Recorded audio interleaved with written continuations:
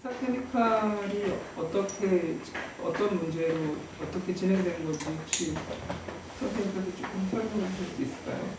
구미 지역의 원사를 만드는 공장입니다. 그러니까 여기서 원사를 뽑아서 이공정으로 하면은 천을 짜면은 염색을 하면은 지금 여러분들께서 입고 다니시는 옷이 되는 것입니다. 첫 공정이 저희들 회사였었습니다. 국내 최대 생산량 1일 800톤이 넘는 공장이었었어요. 그래서 상당히 국내에서는 경쟁력이 있었던 사업장인데 자본이 노동조합을 깨기 위해서 들였던 돈이 280억 정도 들었었습니다. 그래서 결국은 노동조합도 못 깨고 회사가 파산이 났습니다.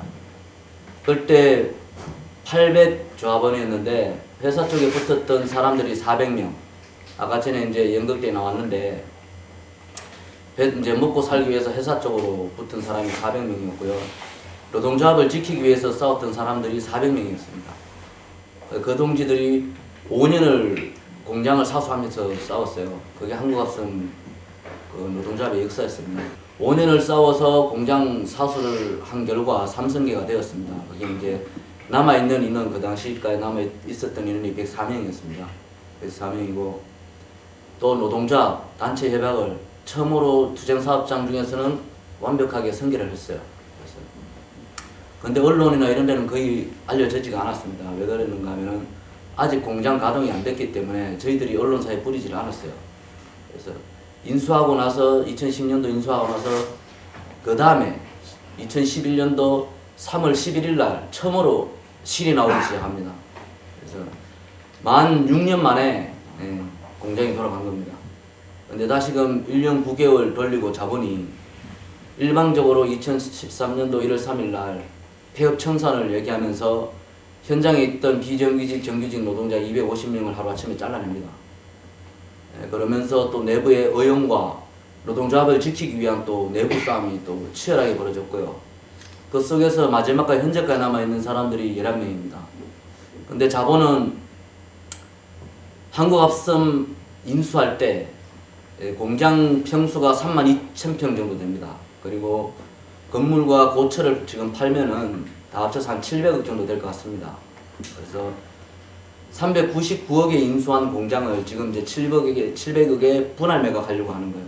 고철업자한테는 따로 고철 따로 파는 거고 땅 따로 분할해서 팔면은 또 이게 수익이 훨씬 높아지기 때문에 그렇게 해서 지금 야들이 공장을 2013년도 1월 3일 날 문 닫고 나서는 그렇게 진행하고 있고요. 저희들은 지금 현재까지 남아있는 사람이 11명입니다. 11명이고 작년에 장항호 동지가 5월 27일 날 새벽에 4시에 올라갑니다. 저희들이 그 작전은 2월 달부터 2014년도 2월부터 저희들이 준비가 되어 있었던 상황이었었고요. 원래 처음에는 3명이었었습니다.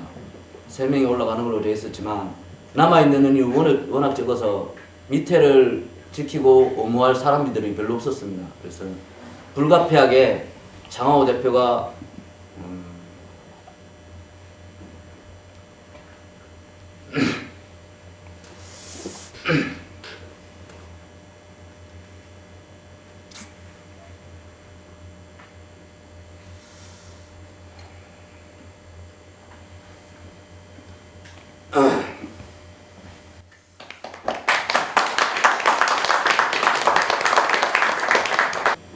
(700억이) 넘는 공장을 399억이라는 싼 가격에 인수하게 됩니다. 그만큼 저희들이 공장에 대한 지키고 저희들이 못 받은 임금 채권에 대한 그 부분과 같이 묶여서 공장 가동하면서 104명이 남은 인원을 고용과 노동조합과 모든 걸 인정하는 조건으로 공장을 인수하게 되었죠.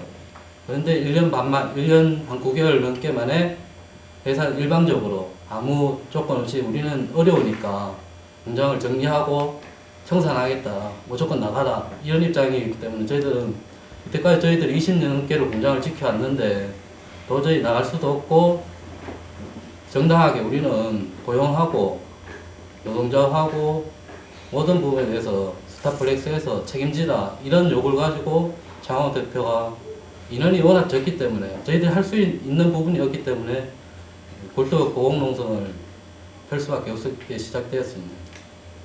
현재는 1인당 지금 50만씩 떨어지고 있습니다. 그러니까 뭐 하루건당 원래는 이제 100만 원이었는데 지금 재판 과정에서 이제 50만 원 더 줄었고요.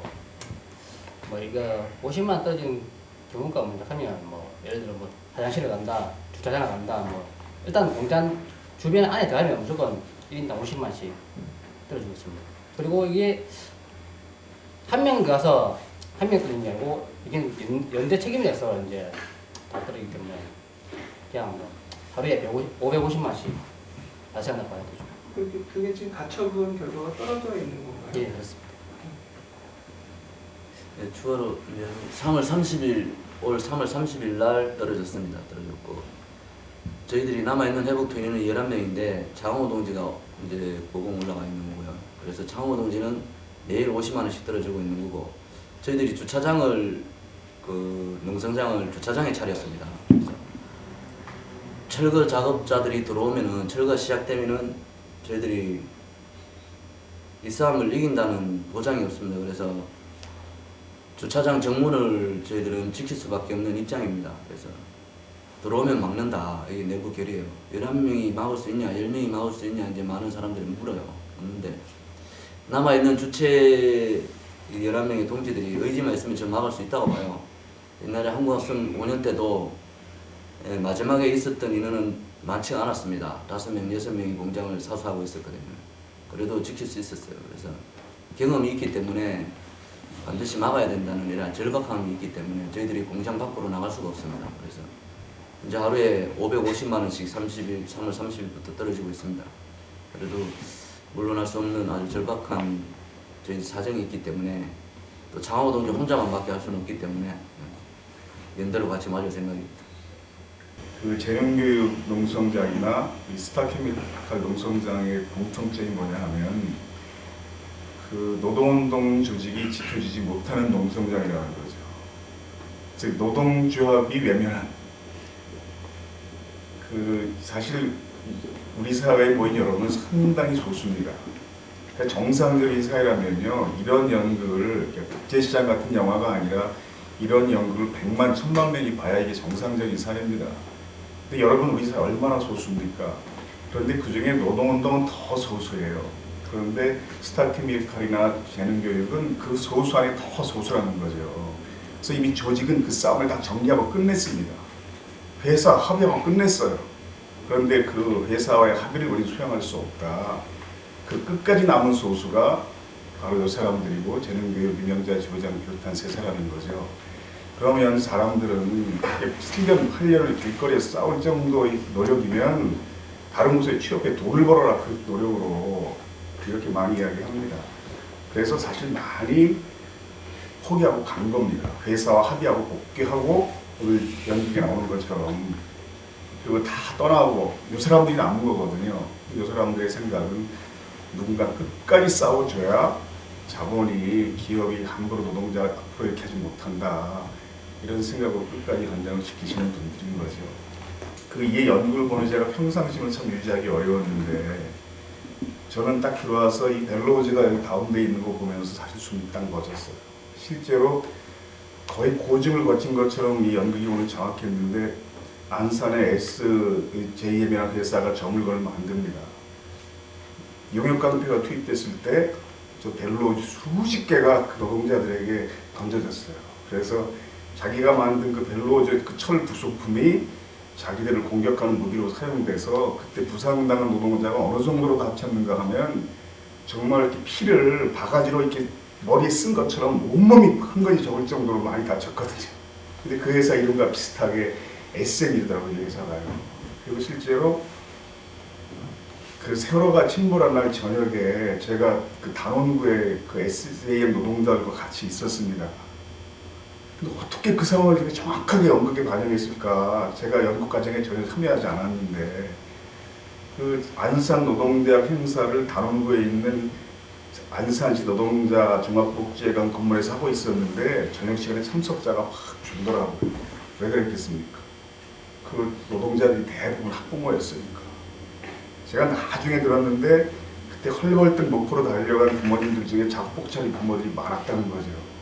체육관 들어가니까 작업복 차린 부모들이 많더라고요. 그곳을 며칠 동안 못 갈아입었습니다. 그 얘기 제가 나중에 들어서 굉장히 미안했습니다.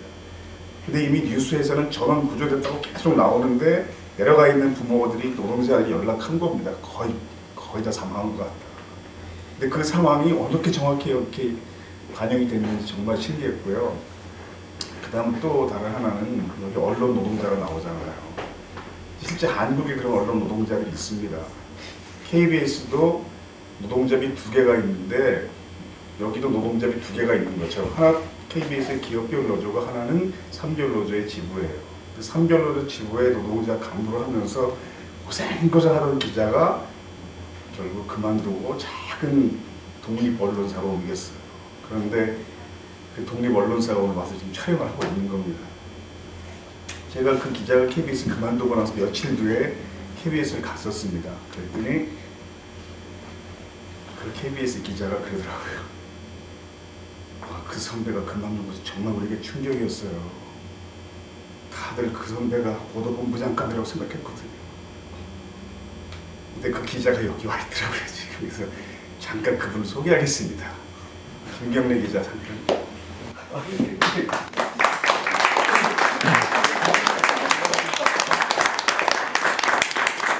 언론노동자 차강호 동지가 오늘로 314일째 굴뚝에 있는 거잖아요. 근데 그게 전 세계의 굴뚝 노동성의 지금 최고 기록인 거거든요. 그래서 기네스북에 오르게 생겼다 이런 농담을 우리끼리 하기도 했는데요. 이 연극이 훌륭한 점이 뭐냐 하면 그 쌍용차 노동자들이 굴뚝에 올라갔을 때 실제 제가 만났던 작은 투쟁 사업자 노동자는 우리 올라갈 굴뚝도 없어요 이렇게 말한 적이 있습니다. 그런데 이 연극에 정확하게 그런 게 나와서 정말 깜짝 놀랐어요. 야, 어떻게 이렇게 정말 정확히 알았을까 이런 현실을. 그러니까 모든 매스컴과 언론들이 굴뚝에 집중될 때 그걸 부러워하는 더 오래 싸운 노동자들이 항상 있거든요. 그리고 이 스타케미칼이나 재능교육이나 이미 민주노총, 상급단체, 금속노조, 재능교육노조는 회사와 합의하고 험난 싸움을 계속하는 소수인 거거든요.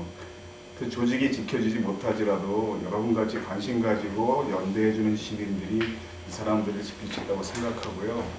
예전에 희망버스가 지금은 스타케미칼로 가잖아요. 사람들이 가면서 하는 생각이 우리가 희망버스를 타고 가야 저 사람이 살아내려온다 이런 생각으로 가는 거니까 앞으로 그런 활동에 많이 참여해 주시기를 바랍니다.